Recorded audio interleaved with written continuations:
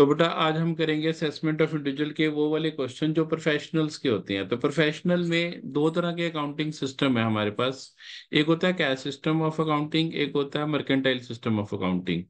तो जो ये हमारे पास क्वेश्चन है, ये कैश सिस्टम ऑफ अकाउंटिंग का है। मुझे पता कैसे लगेगा? अगर क्वेश्चन में कुछ नहीं लिखा तो वो मर्केंटाइल सिस्टम ऑफ अकाउंटिंग है। इसमें लिखा है it is a cash system of accounting, ये देखो नीचे लिखा है। तो कैश सिस्टम में पता है आपको वही इनकम लेनी है जो रिसीट हो जाएगी। जो इनकम रिसीव नहीं हुई वो इनकम नहीं है, जो एक्सपेंस पे नहीं हुआ आउटस्टैंडिंग नहीं लेंगे मतलब। और ओपनिंग और क्लोजिंग स्टॉक इग्नोर कर देते हैं। ये हमने जब बिजनेस प्रोफेशन कराया था वहां पर भी डिटेल में कराया, वहां वाली वीडियो भी आप देखी जा सकती है। वैसे भी आपको मैंने हेल्प कर दिया। Opening cash balance receipt and payment का नहीं लेंगे, कैश बैलेंस है ये नहीं लेंगे, ना क्लोजिंग लेंगे, दोनों काट देने हैं। ना ओपनिंग कैश बैलेंस ना closing cash balance. Fees at the clinic ये उसकी प्रोफेशनल रिसीट है, यस बस यही देखना है। Salary received from medical college part time, ये सैलरी इनकम में जाएगी, ये इस हेड में नहीं जाएगी। इसमें से 50,000 की स्टैंडर्ड डिडक्शन मिलेगी। क्यों मिलेगी जी 50,000 की स्टैंडर्ड डिडक्शन? क्योंकि आपको मैंने बताया कि जब भी वो प्रोफेशन सैलरी होएगी, सैलरी इनकम होएगी तो स्टैंडर्ड डिडक्शन मिलेगी मिलेगी। सिर्फ वो 115 बीएसई में नहीं मिलती। लाइफ पॉलिसी मेच्योर्ड ये आएगा ही नहीं, ये एग्जाम्प्ट होता है, ये कहीं नहीं आएगा, इसको इग्नोर कर देंगे। डिविडेंड फ्रॉम म्यूचुअल फंड ये अदर सोर्सेज की इनकम है। इंटरेस्ट ग्रॉस है, पहले ही लिखा है तो ये एज इट इज ले लेंगे, अदर सोर्सेज में जाएगा। इंटरेस्ट इज ग्रॉस, तो ये बेटा हमारे पास चला जाएगा अदर सोर्सेज में। डिबेंचर का, एफडी विद कंपनीज में, FD with SBI, FD with S saving bank with SBI. अगर ये सीनियर सिटीजन होएगा तो दोनों की डिडक्शन मिलेगी, अगर नॉर्मल होएगा तो सिर्फ इसकी डिडक्शन मिलेगी 730 की। फिर अब प्रोफेशनल एक्सपेंसेस लेने हैं। रेंट ऑफ क्लिनिक 14,000 माइनस हो जाएगा। रिपेयर ऑफ क्लिनिक 3360 माइनस हो जाएगी। परचेज ऑफ इक्विपमेंट पे 15% डेप्रिसिएशन लगेगी। सैलरी पेड टू स्टाफ पूरी माइनस हो जाएगी। सैंड्री एक्सपेंसेस भी पूरे माइनस हो जाएंगे। परचेज ऑफ मेडिसिन भी प्रोफेशनल है, ये भी हो जाएगी। एचडीएफसी हाउसिंग लोन रीपे करा है तो अगर प्रिंसिपल अमाउंट रीपे करते हैं तो इसकी डिडक्शन 80C में मिलेगी। और इंटरेस्ट ऑन हाउसिंग लोन पे करा है तो इसकी डिडक्शन 24B में मिलेगी, वो interest on loan taken for that house property में। टैक्सेस, इनकम टैक्स की कोई डिडक्शन कहीं नहीं मिलेगी, ये काट दिया। हाउस प्रॉपर्टी टैक्स पे करा है तो house property tax let out house में तो माइनस हो जाएगा, लेकिन ये मेरे ख्याल सेल्फ ऑक्यूपाइड हाउस है, ये भी नहीं माइनस होएगा। इन्वेस्टमेंट इन मैग्नम सर्टिफिकेट 80C की डिडक्शन है, ये मिलेगी बेटा हमें। तो आपको ये 80C की डिडक्शन मिलती रहेगी, तो आपने 80C की डिडक्शन ले लेनी है ये वाली। फिर हमारे पास आ जाएगा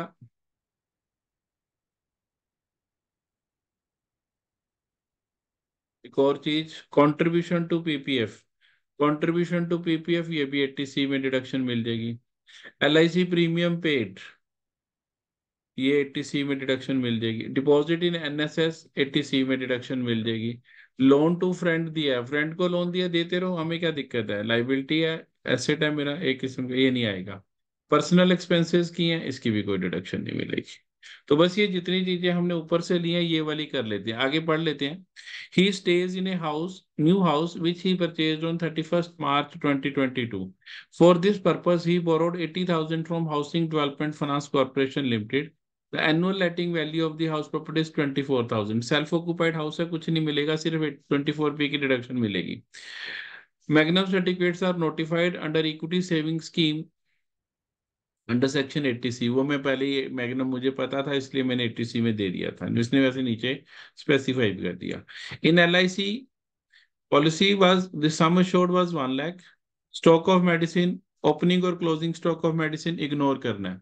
अगर ये ड्यू बेसिस पर होता, अब सुन लो मेरी बात ध्यान से बेटा, मैं नीचे आपको ये करके दिखा दूंगा, ये पूरा करने लगा हूं। During the year mister Reddy got a lottery prize of 60,000 which was not shown in receipt and payment income. ये कैजुअल इनकम है, तो वो इनकम फ्रॉम अदर सोर्सेज में आ जाएगी बेटा। बस ये सारी मैंने आपको बता दी कि सारों का करना क्या है। अब हम इस सारे को फटाफट से फिल कर लेते हैं, क्योंकि हमने सारी चीजें वर्कआउट कर ली हैं।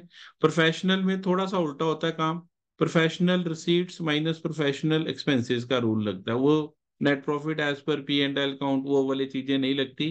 प्रोफेशनल को दूसरा रूल लगता है, दूसरे रूल लगते हैं, इसीलिए बेटा इनका प्रिंसिपल भी दूसरा लगता है। तो अब हम इसको फटाफट से देख लेते हैं। तो मैं आपको ये देख करके दिखा रहा हूँ बेटा। तो इसमें सबसे पहले फीस एट क्लिनिक आ गई, प्रोफेशनल रिसीट हमारी फीस एट क्लिनिक है 2,80,430, ये हमारी प्रोफेशनल रिसीट आ गई। और कोई प्रोफेशनल रिसीट नहीं है, अभी हमने सारी डिस्कस कर ली थी। फिर ये हमारे पास आगे एक्सपेंसेस, रेंट ऑफ क्लिनिक आ गया। रेंट ऑफ क्लिनिक पेड है, यस 14,000, ये खर्चा है, रेंट पे लिया है तो रेंट तो देना ही पड़ेगा। रिपेयर्स टू क्लिनिक 3,360, ये भी हमारा खर्चा है, ये भी हमने देना है। फिर आ गया परचेज ऑफ इक्विपमेंट 3,980 पे 15% लगानी है बेटा डेप्रिसिएशन 597। कार खरीदी, स्कूटर खरीदा, सब पे ऐसी डेप्रिसिएशन लगेगी प्रोफेशनल में, और कुछ नहीं करते। सैलरी पेड टू स्टाफ 64,000, ये आ जाएगी 64,000 सैलरी पेड टू स्टाफ। फिर इसके बाद बेटा हमारे पास नेक्स्ट आ गया, जो आएगा दैट इज सन्ड्री एक्सपेंसेस 4,470, 4,470। और एक कॉस्ट ऑफ मेडिसिन आएगा बेटा। मेडिसिन परचेज यहाँ पर हम लिखते हैं, मेडिसिन परचेज है 12,700, परचेज ऑफ मेडिसिन। बस यही फर्क है, अगर कैश बेसिस पर है तो हम यहाँ पर परचेज ऑफ मेडिसिन लिखते हैं, मैं आपको लिखवा देता हूँ, ये परचेज ऑफ मेडिसिन लिखेंगे क्योंकि ये क्वेश्चन कैश बेसिस पर है। तो एक फर्क ये होता है, परचेज ऑफ मेडिसिन आएगा कैश बेसिस में। और दूसरा फर्क ये होता है कि आउटस्टैंडिंग ऑफ करंट ईयर और प्री रिसीव्ड प्रीपेड सब इग्नोर कर देते हैं कैश बेसिस पे। कैश बेसिस पे वही इनकम है जो रिसीव हो गई है, एक्सपेंस वही है जो पे कर दिया, जो आउटस्टैंडिंग एक्सपेंस है वो इग्नोर कर देना। एक तो ये होता है। और अगर यही क्वेश्चन ड्यू बेसिस पर होता तो मेडिसिन कंज्यूम्ड लिखता मैं, मेडिसिन कंज्यूम्ड। और मेडिसिन कंज्यूम्ड कैसे निकालते हैं बेटा, opening stock plus purchases of medicine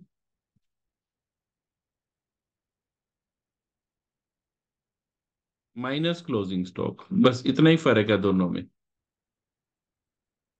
और ये ड्यू बेसिस में, मैं यहाँ ब्रैकेट में नहीं लिख रहा, यहाँ लिख रहा हूँ, ड्यू बेसिस होता तो ये ऐसे कर देते।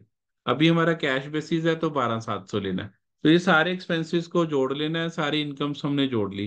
प्रोफेशनल रिसीट्स होगी 2,80,430, इसमें तो चलो बाई चांस एक ही आइटम थी, अगर ज्यादा सारी आइटम भी हो तो आपने इन सबको जोड़ लेना है, और इन सबके जोड़ के आपने माइनस कर देना है 99,127, ये माइनस कर दिया बेटा, इसको हम क्रॉस कर देंगे। अब ये रह गया 1,81,303। अब बेटा हमारे पास आ गया house property income. House property हमारा बेटा सेल्फ ऑक्यूपाइड हाउस है।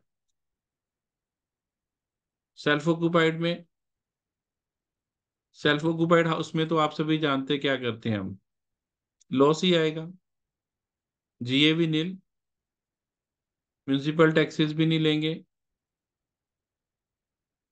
फिर उसमें हमारे पास वो आ जाता है, स्टैंडर्ड डिडक्शन भी नहीं लगेगी, उसके बाद वो भी नहीं लगेगा, तो लॉस है। लॉस कितना पे करा हमने, हमने पे करा था, ऊपर लिखा है उसने, इंटरेस्ट ऑन हाउसिंग लोन 10,000 पे करा है, तो ये 10,000 की डिडक्शन हमें मिल जाएगी, -10,000।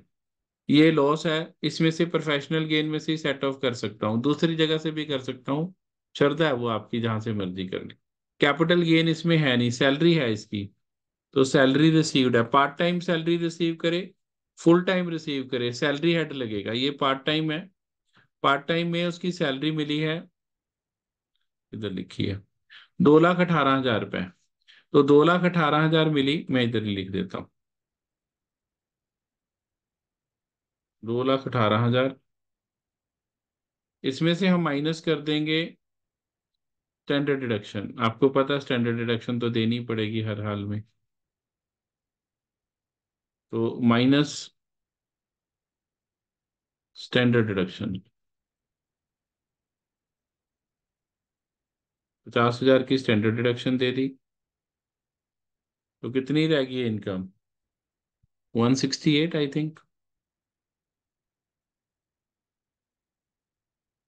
तो सैलरी इनकम 168।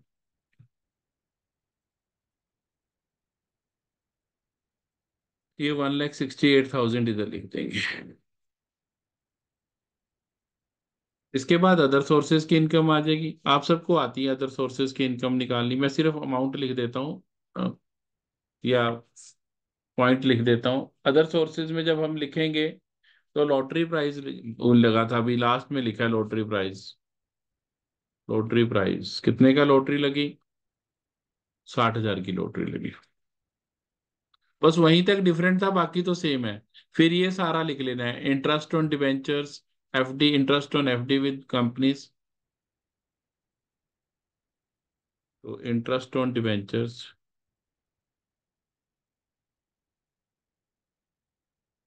ग्रॉस है, ये ऑलरेडी ग्रॉस है तो इसलिए कुछ भी करने की जरूरत है हमें नहीं है। ये है इंटरेस्ट ऑन डिबेंचर्स 27 है, 4,200। फिर हमारे पास आ जाएगा 2,700 dividend from units of UTI.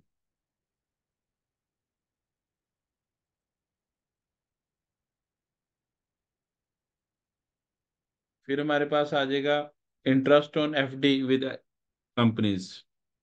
Interest on FD with companies, interest on FD with SBI, interest on saving bank account. और जो लोग क्वेश्चन कर रहे हैं उन्हें पता है कि अगर सेविंग बैंक अकाउंट आ गया है तो 80 टीटीए की डिडक्शन भी मिलेगी। अगर ये सीनियर सिटीजन होता, वो देख लेते हैं, सीनियर सिटीजन ना हो। ऊपर लिखा है शायद, नहीं कुछ नहीं लिखा। तो अगर कुछ नहीं लिखा तो नॉर्मल, फिर 80 टीटीए मिलेगी, अदरवाइज 80 टीटीपी मिलती है। ये बेटा आपने ध्यान रखने वाली बातें होती हैं, ये आप सबको पता भी हैं और ये हम ध्यान भी रखते हैं, लगातार हम क्वेश्चन कर रहे हैं तो हमें ये बातें पता है। Interest on units of UTI, interest on FD with companies, ये है 2,800, 3,700 और 730। याद होगी मुझे फिगर ऊपर से देख के एक बार। तो ये सारा बेटा टोटल कर लेंगे, टोटल करके जो अमाउंट आएगा उसको हम लिखेंगे दिस वन 74130। अब ये सारा जोड़ लो टोटल, प्रोफेशनल गेन भी, हाउस प्रॉपर्टी का लॉस माइनस कर दिया, सैलरी इनकम लिख ली। तो मैं इसको डार्क कर देता हूँ कि चार हेड निकले हैं, एक ये आ गया, एक ये सैलरी इनकम आ गई,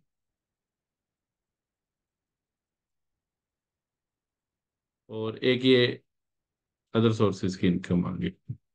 ये सारे हमने टोटल कर लिए, डार्क भी कर दिए। तो ये जो अमाउंट आएगा इसको हम जीटीआई कहते हैं, gross total income. Gross total income में से तो डिडक्शन हम सभी जानते हैं देनी आती है हमें।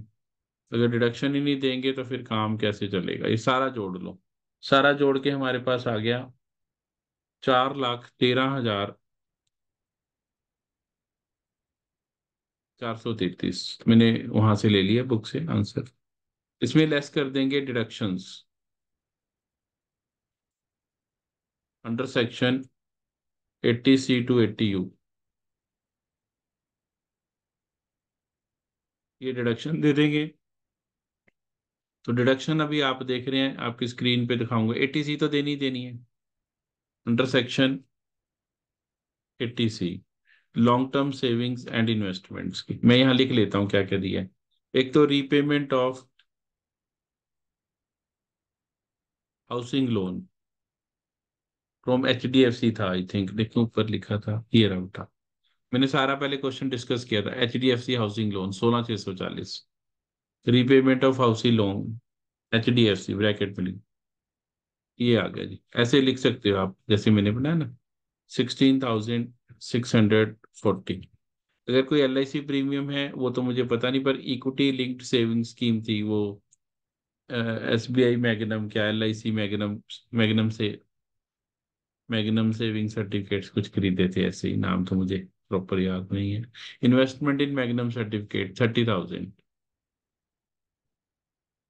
फिर उसने नेशनल सेविंग स्कीम में भी जमा कराया, national saving scheme NSS, national saving scheme NSC भी होता है, नेशनल सेविंग सर्टिफिकेट्स, दोनों एलिजिबल है। नेशनल सेविंग स्कीम में कितना पैसा डाला उसने? 10,000। कंट्रीब्यूशन टू पीपीएफ भी है, ये एनएसएस लिख देता हूँ, उसको ईएलएसएस अच्छा लिख दिया, ठीक है। Contribution to PPF, public provident fund, कितना कराया वो भी लिखा होगा, ऊपर ही लिखा सारा कुछ। कंट्रीब्यूशन टू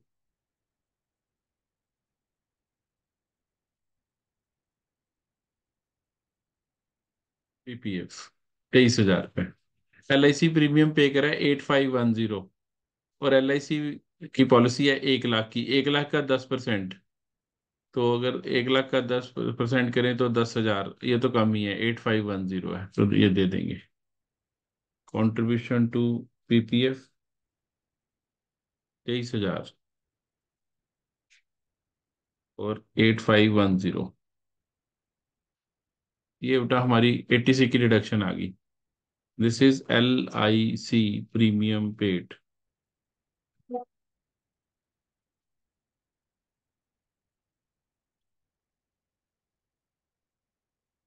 इस सारे का टोटल कर देंगे जी, और टोटल करके हमने इसको लिख देना है।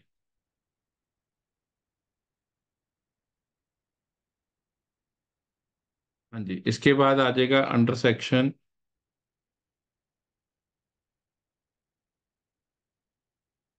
80 TTA, वो तो आपको मैंने पहले ही बताई थी, 80 TTA, interest on saving bank account. आप यहाँ पर ऐसे अपने लिए लिख, interest on saving bank accounts, मुझे तो याद है, फिर भी मैं लिखता हूँ आप लोगों की तसल्ली के लिए। 730 था आई थिंक, ऊपर भी लिखा था मैंने। ये भी माइनस हो जाएगा, तो जो बचेगा वो टोटल इनकम है। दैट्स इट, हो गया काम खत्म। क्या बताओ मुश्किल काम जिसके लिए आप घबराते रहते हैं। ये आ गया 3,24,553 है, तो 550 ले लेंगे, rounded off to nearest tens, बस दैट्स इट। ये हमारा क्वेश्चन जी हो गया यहाँ पर, और ये हमारा क्वेश्चन सॉल्व हो गया। ये दैट्स इट, इतना ही क्वेश्चन था जी, टोटल इनकम निकाल दी। क्या मुश्किल बस इसमें, बाकी सारी चीजें तो सेम थी, बस ऊपर प्रोफेशनल गेन निकाल लिया। तो ये very easy question, I think there is no problem out there.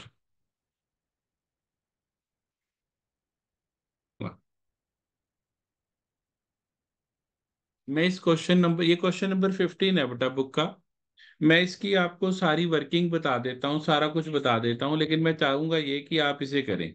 अगर क्वेश्चन में कुछ नहीं लिखा कि ये ड्यू बेसिस पर है, ये कैश बेसिस पर है, तो हम इसको ड्यू बेसिस पर मानकर चलते हैं बेटा। मैं आपको वन बाय वन कराता हूँ। इसमें शायद कहीं मुझे याद भी आ रहा है कि कहीं गलती है, तो वो मैं आपको ठीक करा दूंगा जहां होगी। तो सबसे पहले बेटा प्रोग्राम रिसीट्स, ये हमारी प्रोफेशनल रिसीट्स हैं। आर लिखूंगा, R stands for professional receipts, PR लिख देता हूँ, प्रोफेशनल रिसीट्स।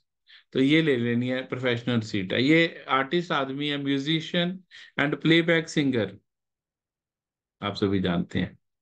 तो AR रहमान की तरह। Receipt from film producers and companies, है ना? तो receipts from film producers and companies, ये भी प्रोफेशनल रिसीट है, प्रोफेशनल बंदा है, गाना गाता है, म्यूजिशियन है, म्यूजिक डायरेक्टर है। Royalty receipt from companies on record sold, उसने अपने रिकॉर्ड बेच दिए, इसकी भी इनकम आएगी, बिल्कुल ठीक है जी, professional seat. Amount from LIC corporation on maturity of policy in the name of his wife, ये आएगा ही नहीं, ये एग्जाम्प्ट होता है।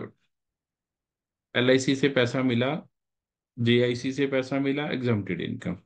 Interest on saving bank accounts, ये अदर सोर्सेज में जाएगा। और अब आपको मैंने बताया था कि जब ये सेविंग बैंक अकाउंट आ गया तो एज देखनी है, एज लिखी नहीं है, कहीं नहीं लिखा कि he has a senior citizen, कहीं नहीं लिखा, तो 80 TTA की डिडक्शन मिलेगी इसकी, वो तो रख ही लेते हैं, लिख ही लेते हैं, 80 TTA तो मिलेगी, 10,000 मिलेगी, सारी नहीं मिलेगी, ये आपको पता है।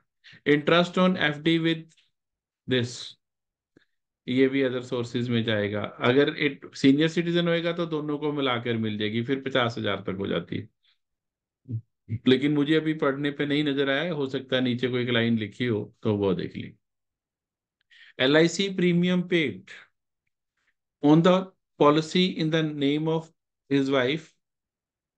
2 लाख की पॉलिसी ली है, 2 लाख का 20% लेंगे क्योंकि पॉलिसी 2012 से पहले की है। तो 2 लाख का 20% 40,000 और 22,500, which ever is lower will be deductible under section 80C की डिडक्शन है ये। LIC premium on the policy of his own name, 1 lakh की पॉलिसी है, 1 लाख का 10,000 नहीं दी ना, तो 10% ले लेना कब पॉलिसी खरीदी, और 8,000 विच एवर इज लोअर, ये भी 80C की डिडक्शन मिलेगी। Deposited in public provident fund, ये भी 80C की डिडक्शन मिल जाएगी। Cost of train and air tickets for a party taken by A on a concert tour of Calcutta, Shillong and Guwahati, north eastern state में show करा। अपनी पूरी team लेके जाते हैं, वो तबले वाला भी, बैंड वाला भी, बाजे वाला भी, ढोलक वाला भी, उन सब के ये प्रोफेशनल एक्सपेंसेस हो जाएंगे, PE लिख देते हैं, professional expenses. Then payment to accompanying artist on about tour, वो उसकी भी प्रोफेशनल एक्सपेंस है, ये भी ये माइनस होएगा प्रोफेशनल रिसीट से। ये सारी प्रोफेशनल रिसीट्स प्लस होएंगी, वो प्रोफेशनल एक्सपेंसेस माइनस होते चले जाएंगे। Concert receipts of the tour of eastern India region, ये प्रोफेशनल रिसीट होगी। पैसे मिले, जहां शो करोगे वहां से पैसा तो लोगे ना, म्यूजिशियन आदमी है तो प्रोफेशनल रिसीट है। Motor car expenses, car use to attend concerts, recording sessions, artist, ये सारे बेटा मोटर कार एक्सपेंसेस आगे, तो ये 24,000, ये लिख लेने हैं जी 24,000, ये प्रोफेशनल एक्सपेंसेस PE।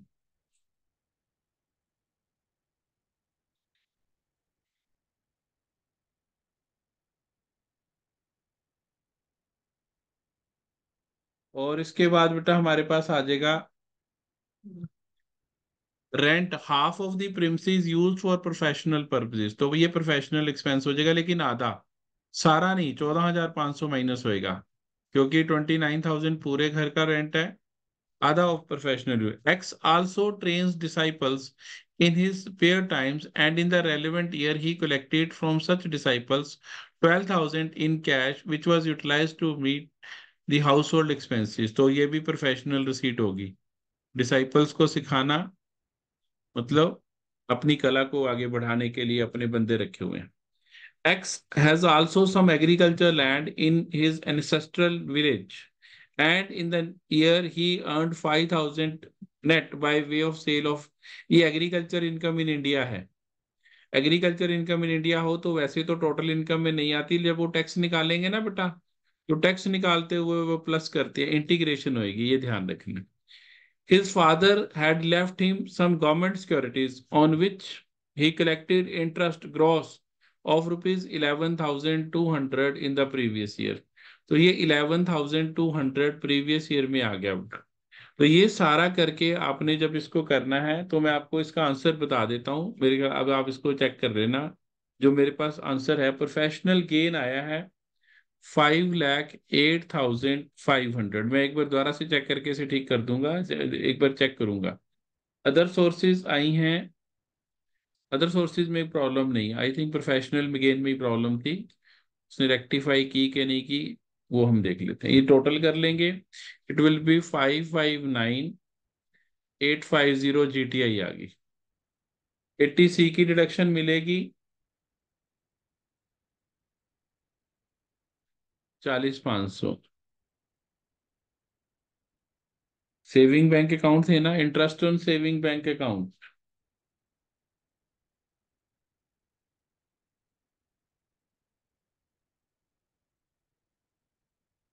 अच्छा, और एक चीज और बेटा, 80 TTA की डिडक्शन भी मिलेगी 10,000।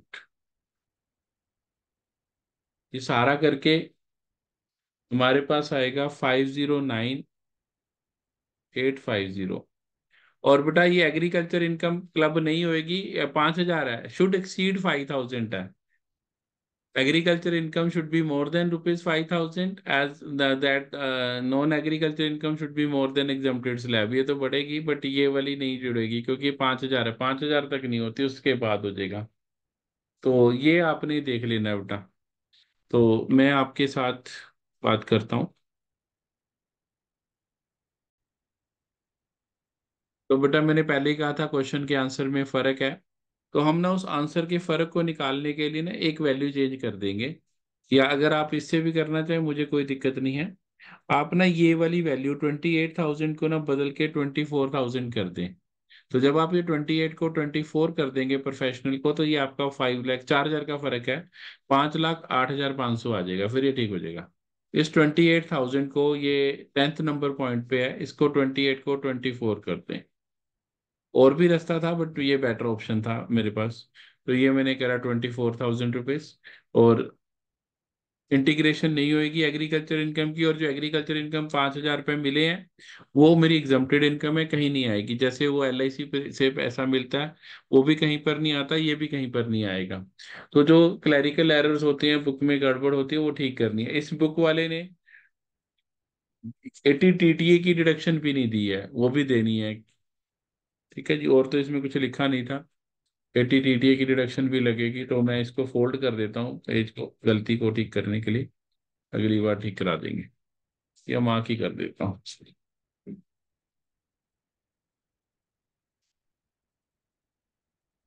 और 80 TTA की डिडक्शन देनी है।